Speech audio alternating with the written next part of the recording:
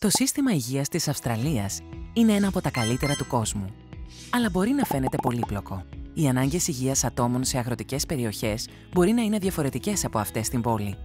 Γι' αυτό τον λόγο, η Αυστραλιανή κυβέρνηση ίδρυσε 31 δίκτυα πρωτοβάθμιας υγείας για να συμβάλλουν στη διαχείριση της υγειονομικής περίθαλψης σε διαφορετικές περιφέρειες. Το Δίκτυο Πρωτοβάθμιας Υγείας της Βορειοδυτικής Μελβούρνης εργάζεται εκ μέρους περίπου 2 εκατομμυρίων ανθρώπων στην περιφέρειά μας, η οποία εκτείνεται από το κέντρο της Μελβούρνης προς τα βόρεια πέραν του Ρόμζεϊ και στα δυτικά πέραν του Werribee.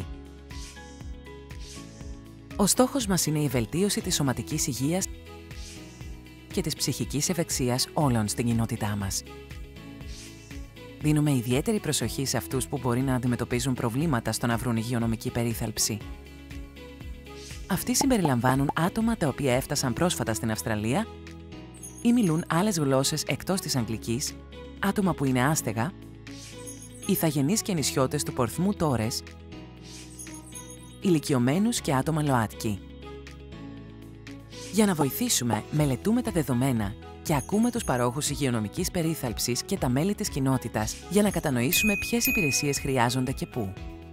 Συνεργαζόμαστε με γενικά ιατρεία, κοινοτικούς και οργανισμούς ψυχικής υγείας, γυροκομεία, τοπικές αυτοδιοικήσεις και νοσοκομεία για να αναπτύξουμε καλύτερους τρόπους για να βοηθήσουμε τους ανθρώπους να αισθάνονται καλά.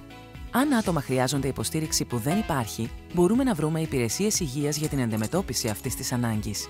Αργότερα, αξιολογούμε και συμβάλλουμε στη βελτίωση αυτών των υπηρεσιών για να διασφαλίσουμε ότι παρέχουν τα καλύτερα αποτελέσματα για ασθενείς, παρόχους και φορολογούμενους. Στο Δίκτυο Πρωτοβάθμιας Υγείας της Βορειοδυτικής Μελβούρνης βοηθούμε άτομα και κοινότητες να παραμείνουν υγιείς.